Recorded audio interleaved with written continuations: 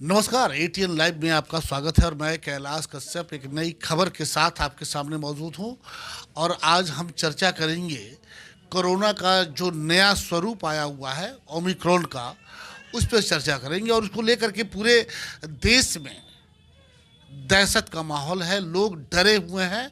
चूँकि दो दो कोरोना काल को झेलने के बाद देश ने बहुत कुछ खोया है और उस भय को देखते हुए लोग डरे हुए हैं। हम अभी एक सिवान के जाने माने physician doctor doctor Ashutosh Jainendra उनके पास बैठे हुए हैं और उनसे इस मुद्दे पे चर्चा करेंगे कि ये बीमारी कितनी खतरनाक है। हालांकि कई राजनेताओं ने अपने फायदे या नुकसान, अब ये तो बाद में तय होगा, उन्होंने कह दिया कि ये बड़ा कमज़ोर है, ये उतना बलवान नहीं है जितना कि कोरोना सेकंड या कोरोना फर्स्ट था, उतना बलवान नहीं है। तो इसी पे हम सीधे डॉक्टर जैनेंद्र से बात करेंगे कि सर, ये कोरोना का जो नया रूप आया हुआ है ओमिक्रॉन, उससे बहुत सारे लोग डरे हुए हैं।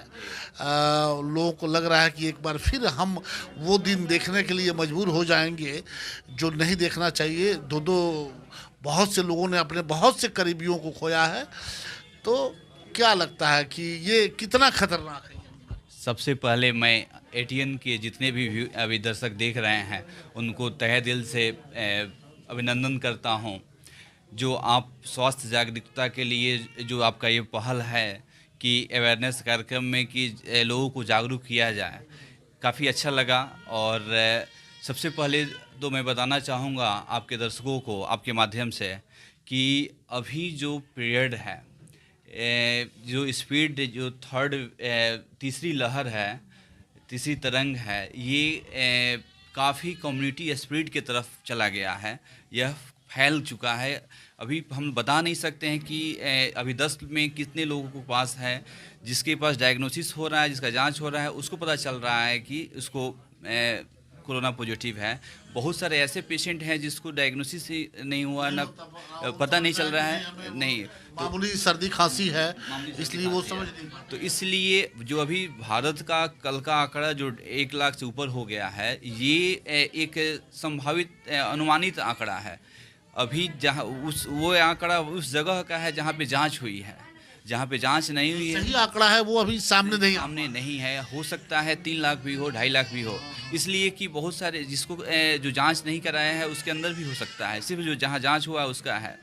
और ये हमने लाखों लोगों को पिछला जो वे था, सेकेंड वे, लाखों लोगों को खोया है। इसलिए जागरूकता बहुत ज़रूरी है। सबसे पहले तो मैं आपके दर्शकों को बताना चाहूँगा कि अगर हम बचना चाहें इससे, ये जो थर्ड वे है, तीसरी तरंग है, तो पहला वे में जो है उसको 1 लाख होने में 116 दिन लगा था। सेकेंड वेव को सर, हम आप रोकना चाहेंगे थोड़ा सा कि चूँकि हमारे यहाँ अभी शिक्षा की बहुत कमी है। 80% जो आबादी है वो गाँव में बसती है। वो समझ नहीं पाते कि उन्हें क्या बीमारी हुई है। तो सबसे पहले इसका जो लक्षण है, अगर वो सिम्टम जो है वो अगर हम जानकारी दे दें अपने दर्शकों को कि भाई अगर ये सिम्टम आप में दिखाई देता है, ये लक्षण आपको दिखाई देता है, तो आप नज़दीकी अपने जो भी डॉक्टर हैं उनसे ज़रूर मिलें।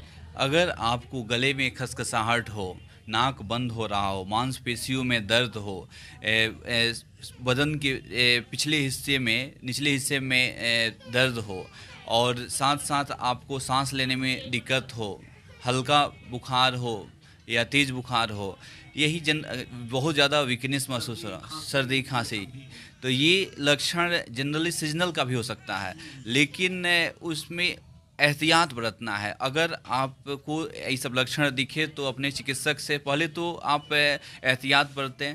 अगर आप एहतियात से नॉर्मल हो जाए तो ठीक है, नहीं तो 2 दिन बाद आप अपने चिकित्सक नज़दीकी स्वास्थ्य केंद्र में मिल के परामर्श ले। चूँकि ये जो ओमिक्रॉन है, इसके पहले जो डेल्टा वायरस था, डेल्टा वायरस से थोड़ा सा ज़्यादा उसमें ऑक्सीजन गिर रहा था, लोगों का सांस लेने में दिक्कत बढ़ रहा था, इसमें ओमिक्रॉन में सांस लेने में दिक्कत नहीं बढ़ रही है। इसमें है कि सिर्फ हल्का दर्द रह रहा है और कमजोरी थोड़ा सा हो जा रही है, गले में खसखसाहट रहा है, लेकिन इसमें हॉस्पिटलाइजेशन की ज़रूरत नहीं पड़ रही है। अभी जितने भी केस मिल रहे हैं, तो इसका मतलब कि अभी कई जैसे उत्तर प्रदेश में चुनाव होने वाले हैं और वहाँ पे जो मुख्यमंत्री हैं उन्होंने कहा कि ये उतना मजबूत नहीं है, ये बहुत कमज़ोर है। तो क्या वाकई ये कमज़ोर है? अभी ये कहना उचित नहीं है कि कमज़ोर है, इसलिए कि अभी हम लोग 10 दिनों में जो ये 1 लाख से ऊपर केस पहुंच गया है। पिछला वेव में 64 दिनों में 1 लाख पहुंचा था।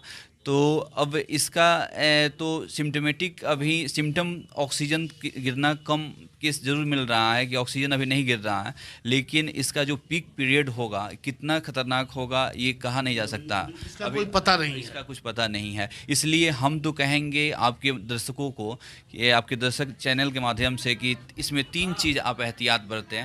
सबसे पहले तो आप मास्क ज़रूर पहनें और डिस्टेंसन का यूज़, दूरी बना के रहें, और तीसरा जो है हाइजीन सैनिटाइजेशन का उपयोग करें। जितना कम हो बाहर निकले, भीड़ भाड़ वाले इलाकों में या भीड़ वाले जगह पे बिल्कुल ना जाएं। अब चलिए, आपने ये बीमारी के बारे में भी बता दिया और इलाज अभी ये कितना खतरनाक है इसकी जानकारी ना आपको है ना कई अभी लोगों को है। जैसे जैसे ये समय बीतेगा इसके बारे में पता चलेगा। लेकिन एक चीज़ आपने बताया कि एहतियात, तो एहतियात में मास्क तो पहले से ही था, भीड़ नहीं लगाना है, भीड़ का हिस्सा नहीं बनना है, भीड़ से अलग रहना है। क्या लगता है आपको कि अभी सरकार ने जो नाइट कर्फ्यू का ऐलान किया है और दिन में बिल्कुल फ्री है, आपके हॉस्पिटल रोड में हमें लगता है कि शायद हॉस्पिटल मोड़ से यहाँ आने में 20 मिनट समय लग जाता है, ये रोड इतना जाम रहता है कि क्या, और बहुत सारे लोग, हमें लगता है कि 90% लोग बिना मास्क के हैं। तो ये क्या ऐसा आपको नहीं लगता कि क्या हम बीमारी को फिर से दावत दे रहे हैं? एक्चुअली सरकार जो ये नाइट कर्फ्यू जो हमारे माननीय मुख्यमंत्री जी लगाए हैं, ये तो एक तरह से आपको अंदर एक फियर पैदा करने के लिए लगाए हैं कि आप अलर्ट हों। वो आपको डायरेक्ट अभी मतलब कंप्लीट लॉकडाउन नहीं लगा के आपको सिग्नल दिए हैं कि आप अलर्ट हो जाइए। क्योंकि अगर लोग नहीं समझें, नाइट कर्फ्यू का मतलब समझना चाहिए कि ये स्थिति ठीक नहीं है। हम लोगों को एक सिग्नल है, बहुत सारी चीज़ होती है जो सिग्नल से समझना चाहिए कि क्यों किया गया है। इसका मायने यही है कि आप बचिए, बहुत इमरजेंसी हो तभी निकलिए। तो इसके लिए तो ये भी कहा जा सकता था कि आप एकदम बिना मास्क के आप बिल्कुल चलिए, अब बाजार में जाने से कहीं कोई दिक्कत नहीं है, आप बिल्कुल निकलिए, लेकिन बिना मास्क के अगर निकलेंगे तो आप पे कार्रवाई होगी, आप पे फाइन होगी। ये तो है, नियम है सर। ये तो ऑलरेडी फाइन गवर्नमेंट नहीं ले रही, लेकिन ये नियम है सर कि बिना मास्क का नहीं चलना है।